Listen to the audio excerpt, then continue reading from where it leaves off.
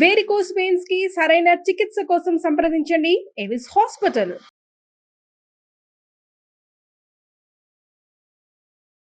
నమస్తే సురేష్ గారు. నమస్కారం ఉషా గారు. కన్యా రాశి వారి కనుక మనం చూసుకుంటే డిసెంబర్ మాసాంతం అసలు ఏ విధంగా ఉండబోతుంది అంటారు? ప్రత్యేకించి ఈ రాశి వారు ఏ విషయాల్లో జాగ్రత్తలు వహించాలి? సో మనం కన్యా రాశి కనుక చూసుకుంటే డిసెంబర్ మంత్ మనం ఇప్పటిదాకా 11 మంత్లు సక్సెస్ఫుల్గా కంప్లీట్ చేసాము. ఇంకా విజయప్రదంగా కన్యా రాశిలో కూడా ఎంటర్ అవబోతున్నాం అండి. ఈ మంత్ 15th నుంచి ధనుర్మాసం స్టార్ట్ అవుతుంది. ఇది మనకి విష్ణుమూర్తికి ఎంతో ప్రీతికరమైన మంత్. మనకి పర్టికులర్గా మనకి విలేజెస్లో కానివ్వండి ముగ్గులు వేయటము ఇవన్నీ చేస్తూ చక్కగా హ్యాపీగా ఉండి సంతోషకరమైన మాసం అని మనం చెప్పుకోవాలన్నమాట. ఈ మాసంలో కన్యా రాశి వాళ్ళు కనుక మనం చూసుకుంటే ఎలా ఉంటుందంటే, కన్యా రాశి వాళ్ళకి ఫస్ట్ నక్షత్రం ప్రకారం కనుక చూసుకుంటే వీళ్ళకి ఉత్తర 2, 3, 4 పాదాలు ఉంటాయండి. హస్త 1, 2, 3, 4 పాదాలు, చిత్త 1, 2 పాదాలు కలిగిన వాళ్ళంతా కన్యా రాశి కింద వస్తారు. అంతేకాకుండా వీళ్ళకి పేరు బలం కనుక చూసుకుంటే వీళ్ళకి టో, పా, పీ, పు, షం, నా, టా, పే, పో ఈ అక్షరాలు ఉన్న వాళ్ళంతా కూడా కన్యా రాశి కింద వస్తారని చెప్పుకోవాలి. అయితే మనకి సూర్యుడి యొక్క సంచారం, తర్వాత మనకి ఇందులో వీళ్ళకి శుక్రుని యొక్క సంచారం వల్ల ఎక్కువగా ప్లానెటరీ చేంజెస్ ఉన్నాయి. అయితే వీళ్ళకి వాళ్ళతో పాటు కుజుడు కూడాను తర్వాత కొంచెం ఇబ్బంది పెట్టే పొజిషన్లో ఉన్నారని మనం చెప్పుకోవాలన్నమాట. ఫస్ట్ సూర్యుడు వచ్చేటప్పటికి 15th డిసెంబర్లో ధనుసు రాశిలోకి వస్తున్నారు. శుక్రుడు డిసెంబర్ 2న మకర రాశిలోకి, కుజుడు కర్కాటక రాశిలోను, బుధుడు వచ్చేటప్పటికి 29th నుంచి అక్కడే తిరోగమనంలో ఉన్నారని మనం చెప్పుకోవాలి. ఈ యొక్క ప్లానెటరీ పొజిషన్ బట్టి మనం చూస్తుంటే వీళ్ళకి ఫస్ట్ 15 days ఎలా ఉంటుందంటే సూక్ష్మ గోచారం ప్రకారము లక్ష్మీప్రదంగా ఉంటుంది, భూలాభం ఉంటుంది, అందరితో చక్కగా సుఖంగా హ్యాపీగా ఉండే ఒక మూమెంట్స్ అన్నీ ఉంటాయి అని చెప్పుకోవాలి. అయితే వీళ్ళకి ఎనిమీస్ నుంచి కొంచెం బాధ ఎక్కువగా ఉండే అవకాశం ఎక్కువగా ఉంది, శత్రు బాధ ఎక్కువగా ఉంటుంది.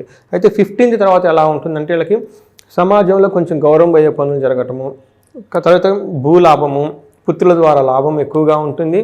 అయితే ఎనిమీస్ నుంచి కూడా ప్రాబ్లం ఎక్కువగా ఉంటుంది. అయితే పిల్లల నుంచి ఓవరాల్గా లాభం ఉన్న కొన్ని విషయాల్లో అసంతృప్తిగా ఉండే అవకాశం ఎక్కువగా ఉందని మనం చెప్పుకోవాలి.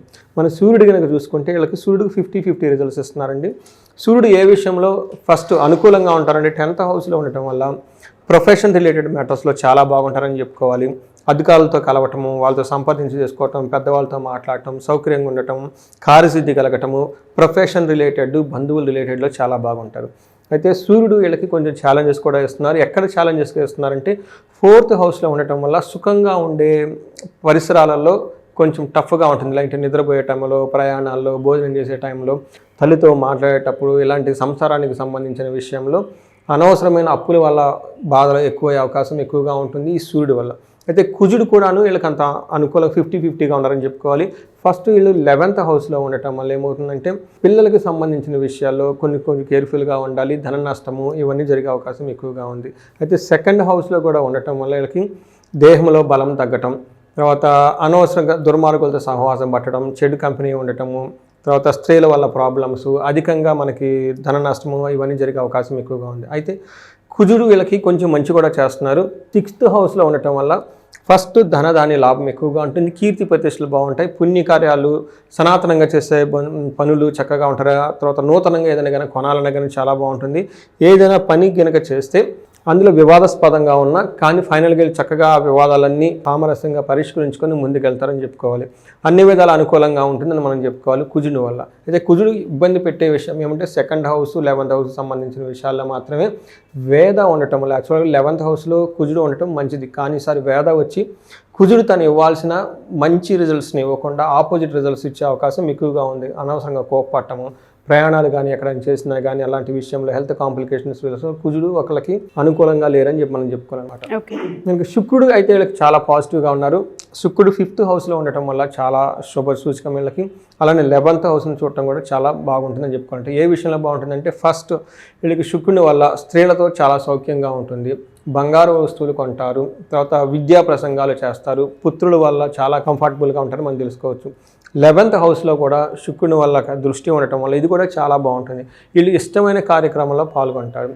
తర్వాత స్వీట్స్ తినటం, క్షీరాన్న భోజనము, మిత్రులతో కలవటం, కుటుంబంలో శాంతి, ధనము మనీ రిలేటెడ్ మ్యాటర్స్ జయప్రదంగా ఉంటుంది. ఓవరాల్గా చూసుకుంటే శుక్రుడు వీళ్ళకి చాలా యోగ్యతని ఇస్తే చాలా బాగుందని చెప్పుకోవాలన్నమాట. పర్టికులర్ స్త్రీల రిలేటెడ్ లగ్జరీ, కంఫర్ట్, భోగము వీటికి సంబంధించిన విషయాలు చాలా బాగుంటుంది. ఈ టైంలో వీళ్ళు షాపింగ్ చేసి బంగారు వస్తువులు కొనే అవకాశం కూడా ఎక్కువగా ఉంది. కాబట్టి కన్యా రాశి వాళ్ళు ఇప్పటిదాకా ఏదైనా గోల్డ్ జ్యువెలరీ కొనుక్కోవాలని పెండింగ్ ఉన్నా కానీ ఈ టైంలో సంకల్పం తీసుకుంటే ఖచ్చితంగా గోల్డ్ అయితే కొనేస్తారు వీళ్ళు. ఓకే. నక్షత్రం ప్రకారం కనుక చూసుకుంటే అంగగోచరం దాని ప్రకారం ఉత్తర పాల్గొని నక్షత్రం వాళ్ళకి 2 విషయాల్లో చాలా పాజిటివ్గా ఉంటుంది. ఫస్ట్ వీళ్ళకి ఏ పని చేసినా విజయవంతంగా ఉంటుంది, క్షేమంగా ఉంటారు. ఏ విషయంలో టఫ్గా ఉంటుందంటే హెల్త్ కాంప్లికేషన్స్ వచ్చే అవకాశం ఎక్కువగా ఉంది.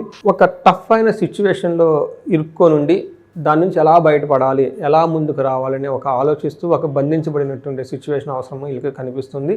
వీళ్ళు ఎక్స్పర్ట్స్ యొక్క ఒపీనియన్ తీసుకుంటే జ్యోతిష్కులను కలిసినా కానీ వాళ్ళ ద్వారా మంచి నిర్ణయం తీసుకోవచ్చు. అలానే హస్త నక్షత్రం వాళ్ళు కనుక చూసుకుంటే వీళ్ళకి జయం ఉంటుంది, క్షేమం ఉంది, ధనలాభం ఉంది. అయితే వీళ్ళకి భయపడే సిచ్యువేషన్స్ ఎక్కువగా ఉంటాయి, బంధించబడినటువంటి సిచ్యువేషన్లు ఎక్కువగా ఉంటుంది. అందులోనూ కన్యా రాశి వాళ్ళకి డిసెంబర్ లాస్ట్ వీక్లో ఒక టఫ్ సిచ్యువేషన్ ఫేస్ చేసి ఎలా వెళ్ళాలి అనేది ఒక డైరెక్షన్లెస్గా దిక్కుతోచిన స్థితిలో ఉంటారు. వీళ్ళు పెద్దవాళ్ళ ఒపీనియన్ తీసుకొని గురువుల యొక్క వాళ్ళ ఆశీర్వాదం కనుక తీసుకొని స్టార్ట్ చేస్తే అందులో విజయం వస్తుంది. నెక్స్ట్ చిత్తా నక్షత్రం వాళ్ళకి కనుక చూసుకుంటే వీళ్ళకి ధనలాభం ఉంది, జయం ఉంది, క్షేమం ఉంది. చిత్తా నక్షత్రం వాళ్ళకి చెప్పాలంటే ఒక రకంగా చాలా బాగుందని చెప్పుకోవాలి. ఓన్లీ అనవసరంగా భయపడే అవకాశం ఎక్కువగా ఉంది.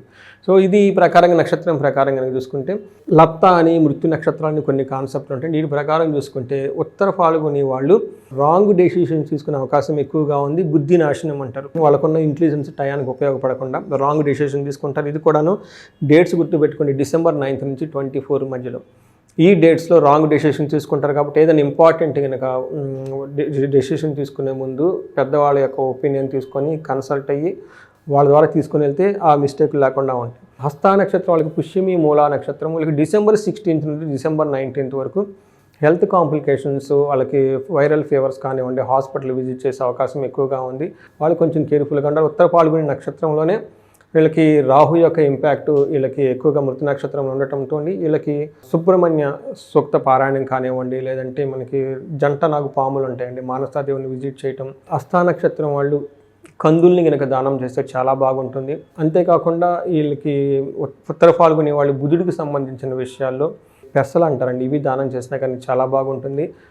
హస్త నక్షత్రం వాళ్ళు శత్రువుల బాధ ఎక్కువగా ఉండటం వల్ల వీళ్ళకి మన్యు పాశుపత హోమం కనుక చేయించుకుంటే చాలా బాగుంటుంది. ఇంకా రాజకీయంగా పొలిటికల్గా ఎవరైనా కనుక చేయించుకోగలిగితే రాజశ్యామల యొక్క యాగాన్ని కానీ హోమం కానీ చేయించుకున్నా కానీ చాలా బాగుంటుంది. డెఫినెట్గా సార్. సో ఓవరాల్గా కన్యా రాశి వారికి కూడా కొంచెం అటు ఇటుగానే కనిపిస్తూ ఉంది కాబట్టి జాతకరీత్యా ఒకసారి కలిసిన హోమాలు చేయించుకున్నా దాని ఇంపాక్ట్ మారే అవకాశం ఉంటుందని చెప్పొచ్చు అంటారు.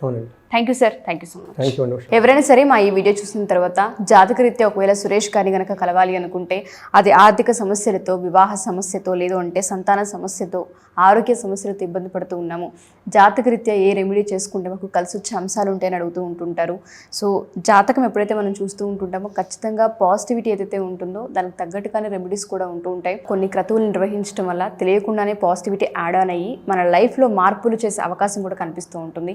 ఎవరికైనా ఒకసారి సురేష్ గారిని కలిసి జాతకం చెప్పించుకోవాలి అనుకున్నా, లేదా ఒకసారి డీటెయిల్స్ తెలుసుకోవాలి అనుకున్నా కింద స్క్రోల్ అవుతున్న కాంటాక్ట్ నెంబర్ని కాంటాక్ట్ చేస్తే సురేష్ గారి టీం మీకు పూర్తి వివరాలు అందిస్తారు. Thank you.